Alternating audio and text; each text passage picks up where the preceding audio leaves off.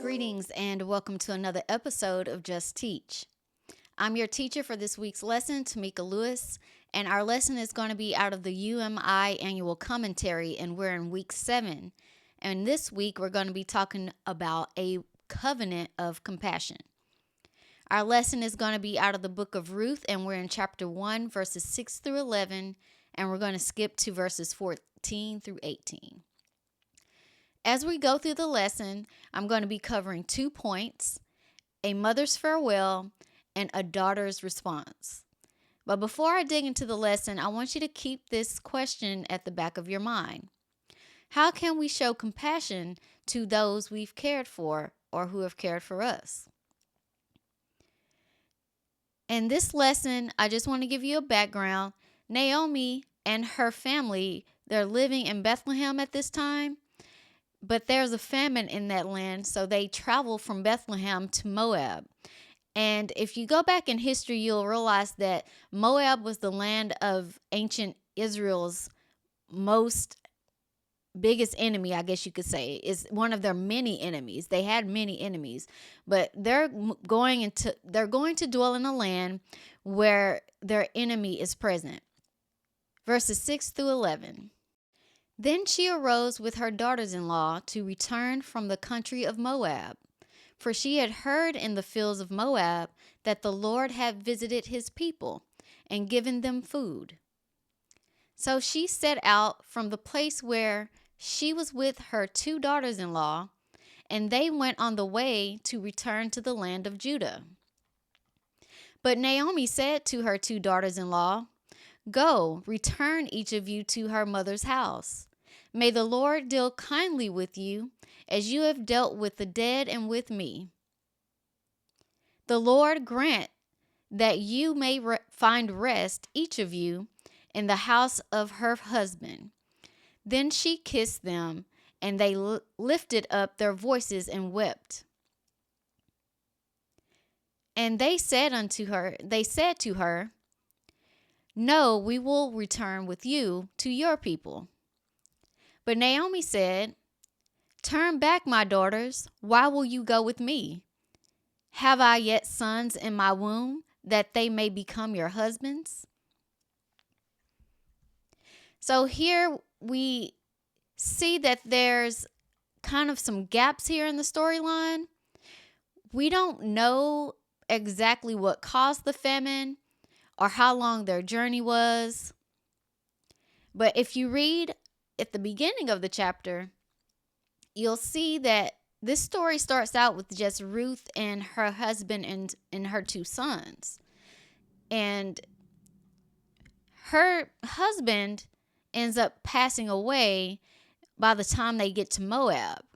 And while they're dwelling in Moab, her sons, so that's her husband by the name of Elimelech. So Elimelech has passed away, and it's just her and her 2 sons, Mahlon and Chilion. And those 2 sons married 2 Moabite women, Orpah and Ruth. So as we dig in history, we see that their Moabite marriages was actually not specifically prohibited in the Mosaic law, but we do know in the Mosaic law they were prohibited to marry outside of their people. And Deuteronomy 7:1, "When the Lord thy God shall bring thee into the land whither thou goest to possess it, and hath cast out many nations before thee, the Hittites, and the Girgashites, and the Amorites, and the Canaanites, and the Perizzites, and the Hivitites, and the Jebusites." I always say that wrong. 7 nations greater and mightier than thou. Deuteronomy 7:3, "Neither shalt thou make marriages with them. Thy daughter shall not give unto his sons, nor his daughters shalt thou take unto thy son." So Moabites were prohibited from entering the congregation of the Lord to the 10th generation. So we see here that they were clearly prohibited from marrying from different tribes outside of their own. But it doesn't specify that they were not to marry Moabites, even though they were enemy to these people. In Deuteronomy 23:3, the Ammonite and Moabite shall not enter into the congregation of the Lord, even to their 10th generation shall they not enter into the congregation of the Lord forever. Nehemiah 13:1-3 also states, on the day they read from the book of Moses in hearing of the people, and it was found written that no Ammonite or Moabite should ever enter the assembly of God. For they did not meet the people of God. For they did not meet the people of Israel with bread and water, but hired Balaam against them to curse them. Yet our God turned the curse into a blessing. As soon as the people heard the law, they separated from Israel all those of foreign descent. So we see here that it was never intended for the children of Israel to marry Moabite people.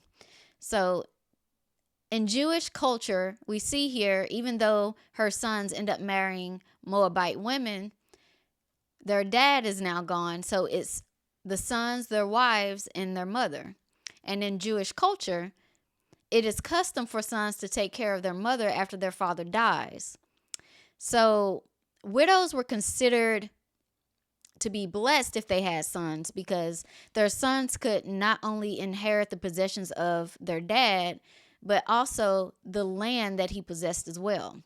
So the timeline here is unclear. We don't know if they were in Moab for 10 years when their dad died, or if it was 10 years that they were married, that they passed away after 10 years, or if it was 10 years after their father passed that they too died. So with an unclear timeline here, it's hard to say, but we do see here that now Naomi not only loses her husband, but she now loses her sons, and it's just her and her daughters-in-law. And since she has lost them, she doesn't have anyone to care for her at this point. Now, in this time in history, if you were a woman, that was bad enough. But if you were barren, or if you were a widow and you didn't have anyone to take care of you, that was just as bad.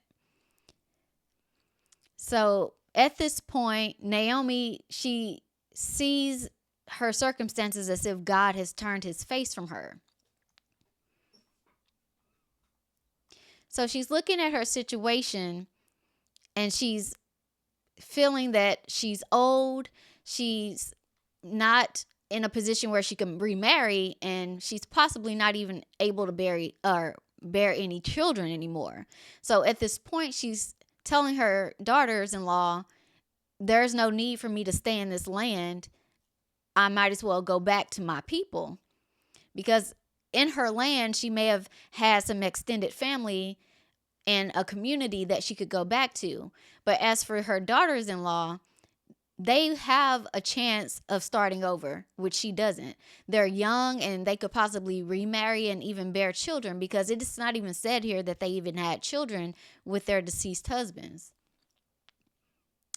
So Naomi, in her state, considers her situation and her circumstance as a mark of shame, because here it is again, she's an older woman, she's a widow, she doesn't have any more children, she's not likely to marry, and she's just in a situation where it's not good for her because she doesn't possibly have anyone that can take care of her.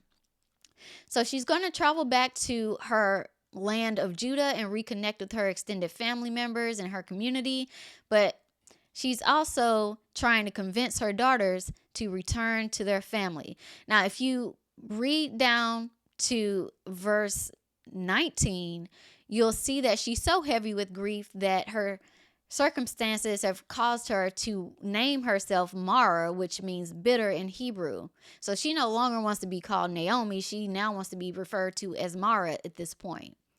So she knew that her life as an unwed, actually for her daughters, as unwed foreigners and widows at that, in Israel would be very hard. So she knew that her daughters needed to be cared for and that they would have a better chance of starting over if they were to go back to their families.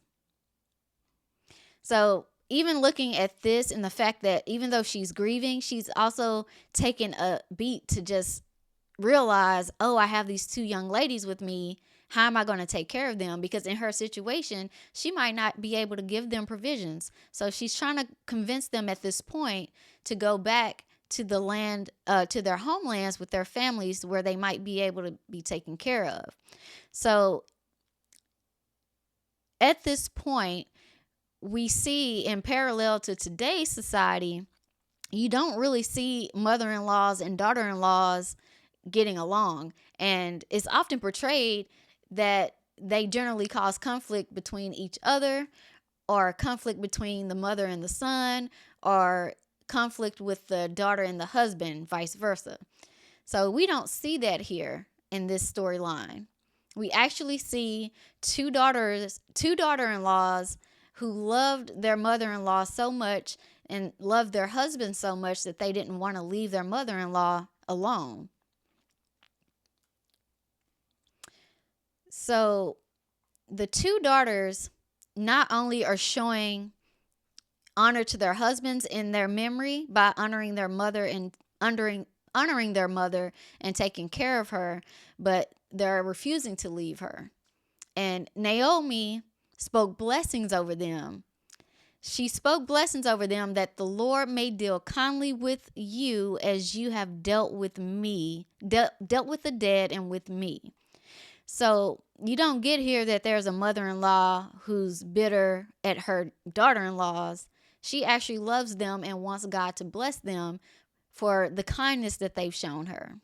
So we're going to skip down here to verse 14. Then they lifted up their voices and wept again, and Orpah kissed her mother-in-law, but Ruth clung to her. And she said, "See, your sister-in-law has gone back to her people and to her gods. Return after your sister-in-law." But Ruth said, "Do not urge me to leave you or to return from following you. For where you go, I will go, and where you lodge, I will lodge. Your people shall be my people, and your God my God. Where you die, I will die, and there will I be buried. May the Lord do so to me, and more so, if anything but death parts me from you." And when Naomi saw that she was determined to go with her, she said no more. So we see here that the daughters, in response to Naomi trying to compel them to go back to their homeland, they refused her, but she compelled them again. But Orpah considered the mother-in-law's logic the second time she suggested that they go back. But we see that Ruth continues to deny leaving her, and she's still refusing to go back to her homeland. So Ruth's response not only reflected her love and loyalty and respect for her mother-in-law, but it also reflects her faith. And Ruth, her response, it also sounds more like a vow to Naomi. So she's not only being loyal to her, she's voicing her loyalty to her. And it almost sounds like she's making a covenant with Naomi, in the sense that her relationship is a covenant in which she becomes more than a daughter by marriage. So Ruth indicated her allegiance not just to Naomi, but to Jewish culture, because she says, "Your people will be my people." She also makes a vow to her community, her culture, and her religion, because she tells her that your God will be my God. And she invoked God's covenant, his covenant name, and sealed this declaration with an oath in which she pronounced a curse on herself. And if she failed to keep this promise, that death would be the only reason that she and Naomi would depart. So she's saying, if I were to go back on my word to you, may this be my lot. So she's pretty much cursing herself at this point.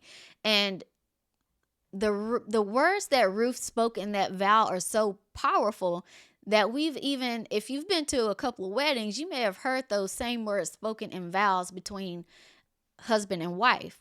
So that covenant is very powerful in the words that were spoken. And Naomi's name, if you look up the meaning of her name, it actually means friendship. So her loyalty and her relationship with her mother-in-law, the compassion she shows her, just goes to reflect not only how much she loved her mother-in-law, but also it reflects the love of God. And it also reflects between the two daughter-in-laws and Naomi. Let me back it up here. So if you just read this first chapter from the beginning to the end, we see love, faithfulness, selflessness, and concern in a way that these women cared for one another. So even when we see Naomi, despite her grief and her circumstances, she's actually taking the time to set her feelings aside and express concern for the well-being of her daughters-in-law. So that is how we, as the believers in the body of Christ, should be concerned with one another and how we should treat one another. And what I find interesting, if you go back and read this entire book from chapter 1 through chapter 4, even though God is not mentioned as far as the author, the author never mentions God directly in anything in their lives, but we can see God's hand and even see the few times that these characters mention God, but it's very few times. But even in the amount of times that he's mentioned, we can see God's hand all throughout this story and how his plans are aligned in their lives. So we can see his providence and his hand in our lives behind the scenes, and how he has interwoven all of their circumstances and brought them all together in one place. So keep in mind that Naomi doesn't have anyone to look after her, so she's going back home to her extended family, and she has a family kinsman or redeemer. So what a family kinsman and redeemer is in that culture is the practice in Israel where if a man leaves behind a widow, children, or land or possessions, it was the family redeemer's responsibility to marry that widow and take up the land and protect it so it stays in the family. So by the time we get to chapter 2, Ruth meets Boaz, who is the family kinsman to Naomi. In chapter 3, Naomi and Ruth work together to come up with a plan to get Naomi married. And chapter 3, everything comes full circle, and God restores Naomi and Ruth's family, and the book ends with the genealogy of their bloodline, which results in the lineage of Jesus. So it is amazing to me just how out of all this in history, God uses the simplest of people, and just their little part in history has a big effect, a big ripple effect in time to where the Messiah comes into full fruition as prophecy said that it will be. And the grand scheme of things, he restores mankind's relationship with him. And Romans 8:28 tells us that, and we know that all things work together for the good to them that love God, to them who are called according to his purpose. So God has a plan for all of our lives. Even when things look like they're at their worst, we have to always keep in mind that God takes even the bad things in our life and works it for our good. That's the lesson for today. I hope that I've said something to bless you. I hope that you come back and meet me here the same time next week. And until we meet again, God bless you. Want to let everyone know we do provide notes with each lesson here at Just Teach Ministries. If you click the More button in the description of the video, there's a blue hyperlink under the title Lesson Notes. When you click the link, a PDF version of the notes do appear. You can download those and use them in any way that's a blessing or benefit to you. We do also house all of the notes at justteachministries.com. If you go to the website and navigate to the appropriate testament, whether old or new, and then navigate to the appropriate book. At the bottom of that page, there's a button for each lesson. It's got the title of the lesson along with the text. You click the button, and again, a PDF version of the notes there just for you. These are just our encouragement and our way to say thank you for being a part of the Just Teach Ministries community. Just Teach Ministries is on several media platforms. We're on YouTube, Instagram, Spotify, Podbean, and many, many others. And certainly we have audio format versions of the lessons at justteachministries.com. So wherever you like to get your media, please come out and fellowship with Just Teach Ministries. We'd love to have you a part of our community there and certainly help us spread the message of the gospel all around the world. Would you like to be a financial support to Just Teach Ministries? We are a listener-funded ministry. There are 4 ways that you can support, whether it's through the P.O. Box, CashApp, PayPal, or Super Thanks if you're on YouTube. 2 Corinthians 9 and 10 promises us, "Now he that ministers seed to the sower, both ministers bread for your food and multiplies your seed sown. Truly God loves a cheerful giver." We appreciate you for your support and kindness.